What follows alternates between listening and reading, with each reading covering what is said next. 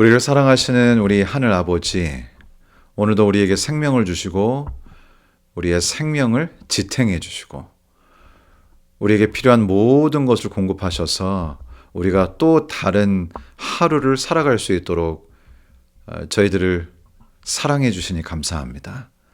이 시간 저희가 다시 한번 우리 주님에 관해서 공부하기를 원합니다. 저희들에게 지혜를 주시고 오늘 깨닫고 또 감사하고 또 주님께 드리는 우리의 마음을 주님께서 받아주셔서 주님과 교감하고 하나님께 영광을 돌리게 되는 귀한 시간을 통해서 오늘 하루가 주님과 동행하는 하루가 되도록 도와주시기를 우리를 사랑하시는 예수님의 이름으로 기도드리옵나이다. 아멘. 오늘 화요일 아침에 역시 함께해 주신 여러분 진심으로 환영하고 또 감사합니다. 오늘은 제가 이 가디언즈에 실렸던 한 기사의 내용으로 말씀을 좀 시작하려고 합니다. 스티브 마틴이라고 하는 그런 아마도 연예인인 것 같아요. 제가 잘 모르겠지만 이분이 그 독일의 어떤 미술 작품, 굉장히 유명한 미술 작품을 굉장히 큰 돈을 들여서 사들인 것 같습니다. 그 미술가의 여기 이름이 하인리히 캠펜동크라고 이렇게 나와 있는데요. 이 사람의 그 그림을 이제 굉장히 유명한 그림을 아주 비싼 가격을 주고 산 것이죠. 분명히 전문가들도 그것이 진품이라고 했는데요. 나중에 시간이 지나서 알게 된 사실은 그 작품이 가짜라는 것이었습니다. 여러분 얼마나 황당할까요? 굉장히 많은 수억 원을 들여서 굉장히 유명한 작품을 전문가들의 감정을 다 받아서 샀는데 알고 보니까 그것이 진품이 아니라 가짜였다는 것이죠. 와, 정말 이분이 한동안은 굉장히 정신적으로 힘드셨다고 해요. 저희가 살다 보면 이렇게 진실인 줄 알았다가 거짓인 것이 판명되면서 흔히들 하는 말로 멘붕이 오게 되는 그런 일이 있습니다. 사실 사도 바울의 삶도 좀 비슷했던 것 같아요. 사도 바울은 사실 자신이 하는 일이 옳다고 생각했고 자신은 진리를 좇아서 사는 사람이고 진리대로 사는 사람이라고 생각을 했습니다. 그런데 다메섹으로 가던 길에서 예수 그리스도의 빛을 보고 그리고는 진실이 무엇인가를 깨닫게 되죠. 그리고는 그동안 자신이 살았던 삶이 정말 얼마나 속아서 살았던 삶인가 하는 것을 깨닫게 되는 것입니다. 자신이 진리라고 믿었던 것이 다 거짓이었고 사도 바울은 진정한 의미에서의 진리를 깨닫게 되었습니다. 물론 과거의 삶이 매우 허무하게 느껴졌겠지만 그래도 지금이라도 깨달아서 주님을 따를 수 있게 된 것을 감사하고 그의 삶을 완전히 주님께 드리게 됩니다. 이렇게 뭔가 그 삶이 완전히 달라지게 되는 것은 세상을 전혀 다른 눈으로 보게 되는 것이 가능해지기 때문에 생기는 일입니다. 사실 사도 바울이 예수 그리스도의 빛을 본 후에 며칠 동안 눈이 보이지 않았죠? 그랬다가 다시 보게 됩니다. 왜 이런 일이 발생하도록 주님께서 하셨을까요? 이것은 일종의 상징입니다. 사도 바울이 과거에 살았던 삶은 그리스도의 빛을 보고 눈이 보이지 않는 어두컴컴한 상태로 산 그 삶이 상징하는 것이죠. 사실상 과거에 살았던 이 사도 바울의 삶, 사울로 살았던 그 삶은 캄캄한 어둠 가운데 진리의 빛을 깨닫지 못한 채 살았던 삶이라는 것을 알게 된 것입니다. 그리고 이제 그 이후에 이 말씀이 사도행전 9장에 나오죠. 9장 3절에 보면 사도 바울이 예수님의 빛을 보게 되고요. 9장 9절에 보면은 이제 눈이 보이지 않게 되죠. 그리고 9장 18절에 보면 다시 눈을 뜨고 보게 됩니다. 그런데 다시 보게 된 사울의 눈은 완전히 다른 눈이 됐습니다. 그러니까 예수님을 만난다고 하는 것은 세상을 다른 눈으로 보게 된다는 것을 의미하는 것이죠. 여러분들은 예수 그리스도를 만나시고 그리스도의 자녀로 살아 가시게 되면서 세상을 어떻게 다르게 보시게 되었나요? 여러분의 눈은 어떻게 달라졌나요? 오늘 교과의 말씀은 요한복음 9장의 말씀을 저희에게 소개하고 있습니다. 주님께서 실로암에서 한 맹인을 고치시고 그분이 이제 눈을 뜨게 되는 그런 장면이 이 9장 전체에 이렇게 기록이 되어 있습니다. 그러면서 예수님께서는 예수님에게 이 사건에 대해서 묻는 사람들에게 조금은 좀 이해하기 어려운 말씀을 하십니다. 요한복음 9장 39절의 말씀입니다. 예수께서 이르시되 내가 심판하러 이 세상에 왔으니 보지 못하는 자들은 보게 하고 보는 자들은 맹인이 되게 하려 함이라. 말씀이 이상하죠? 보는 사람은 못 보게 하고 못 보는 사람은 보게 하고, 이게 무슨 말씀일까요? 41절에서 저에게 설명하시죠. 예수께서 이르시되 너희가 맹인이 되었더라면 죄가 없으려니와 본다고 하니 너희 죄가 그대로 있느니라. 설명을 드리면 이렇습니다. 예수님께서 세상에 오셔서 진리의 빛을 전해주시는 것을 통해서 보지 못하던 자들, 즉 영적인 세계를 보지 못하고 우리의 물리적인 눈으로만 볼 수 있는 세상을 보면서 이 세상의 규칙과 법칙에 따라서 살아가기 위해서 정말 헉헉대면서 살아가던 사람들이 이 눈에 보이는 세계가 다 아니라고 하는 사실을 예수 그리스도께서 제시하신 진리를 통해 깨닫게 되는 것이죠. 벽 너머의 세상을 보게 되는 것입니다. 우리 눈에 보이는 가시적인 세상 너머에 있는 세상을 보게 되는 것이죠. 이 온 우주를 다스리시는 우리 하나님, 눈에 보이지 않는 영적인 세계를 깨닫게 되는 것입니다. 그래서 사람들이 이제 보지 못하던 사람들이 보게 되는 것이죠. 그리고는 그들의 삶에 소망을 갖게 되는 것입니다.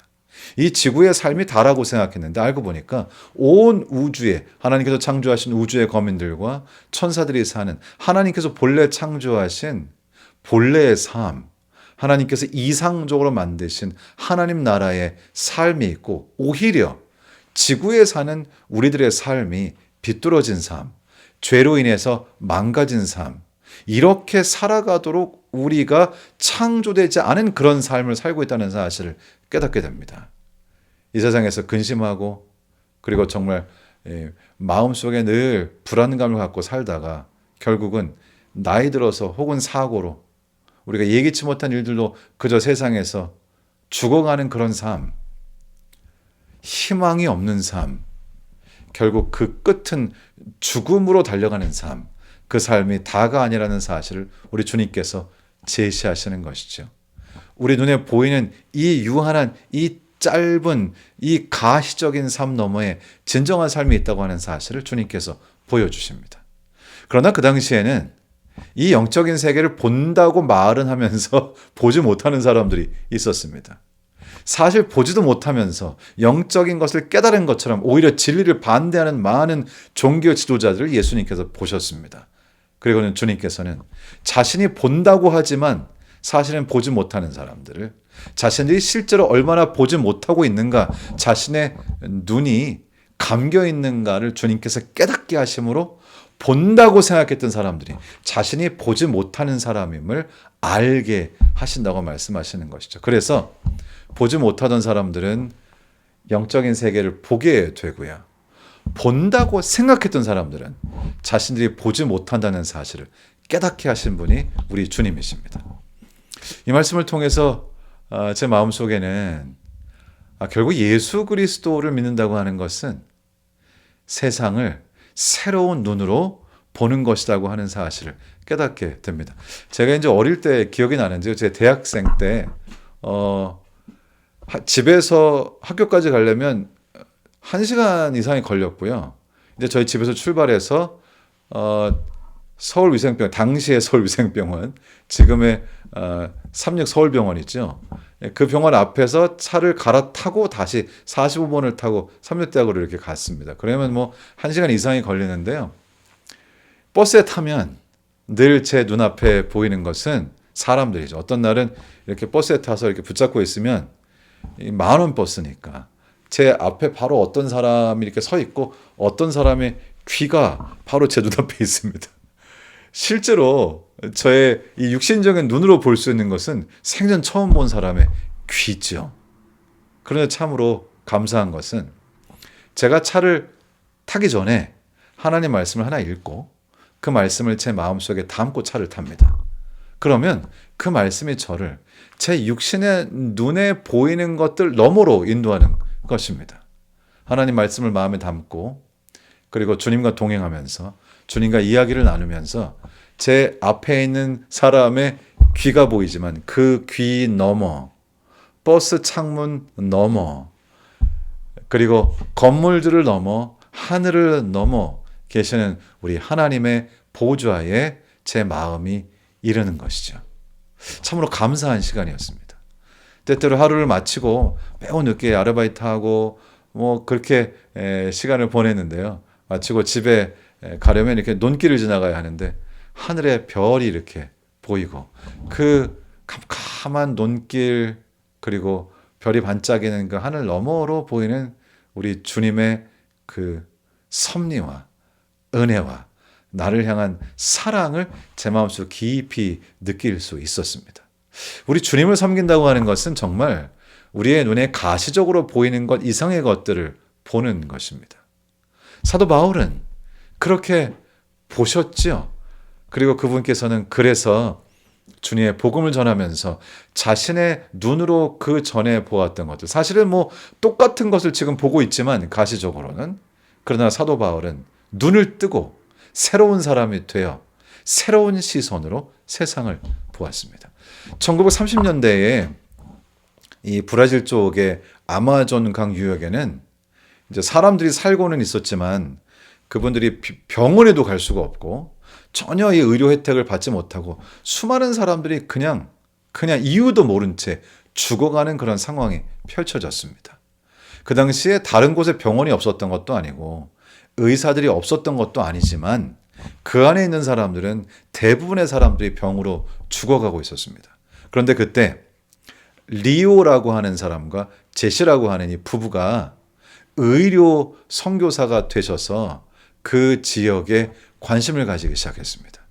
예수 그리스도께서 그들의 마음속에 사랑을 채우시고 예수 그리스도를 개인의 구주로 받아들여 하나님의 자녀가 된 이후에 그들이 보는 세상은 달랐고요.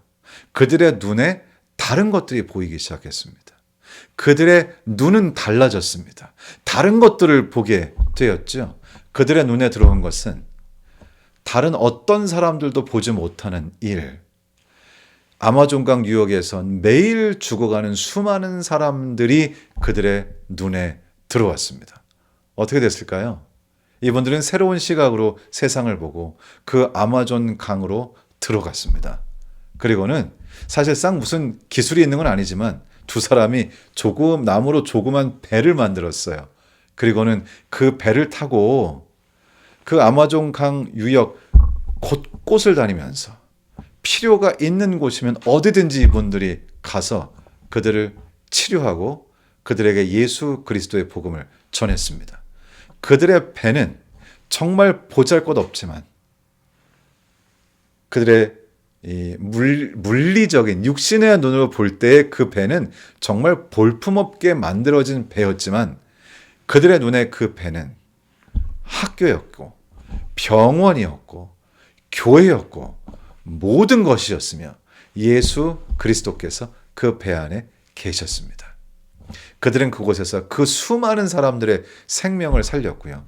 세상을 다른 눈으로 보았던 그분들 때문에 수많은 사람들이 육신적인 생명을 얻었고 그리고 영적인 생명, 영원한 생명을 얻었습니다.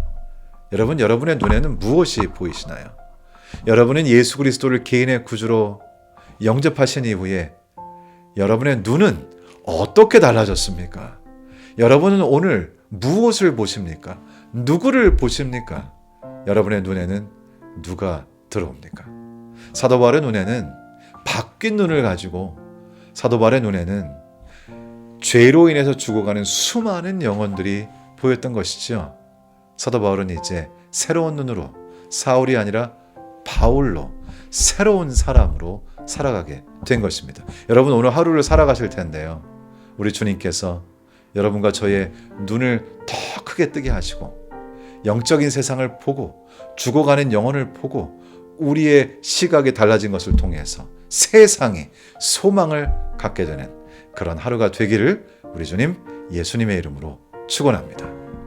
우리 사랑하는 하나님, 오늘 저희들에게 은혜를 주셔서 주님께서 우리에게 허락하신 이 귀한 특권을 가지고 눈을 뜨고 세상을 살아갈 수 있도록 은총을 베푸시니 감사합니다.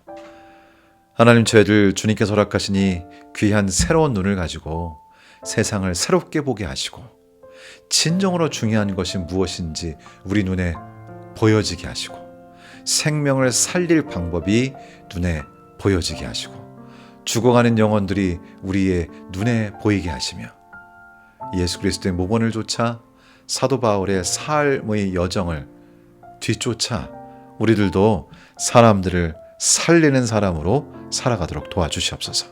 하나님, 오늘도 저희에게 은혜를 베푸셔서 새로운 눈으로 사람들을 살리며 주님께 영광을 돌리는 귀한 하루를 살도록 도와주시기를 우리를 사랑하시는 예수님의 이름으로 기도드리옵나이다. 아멘.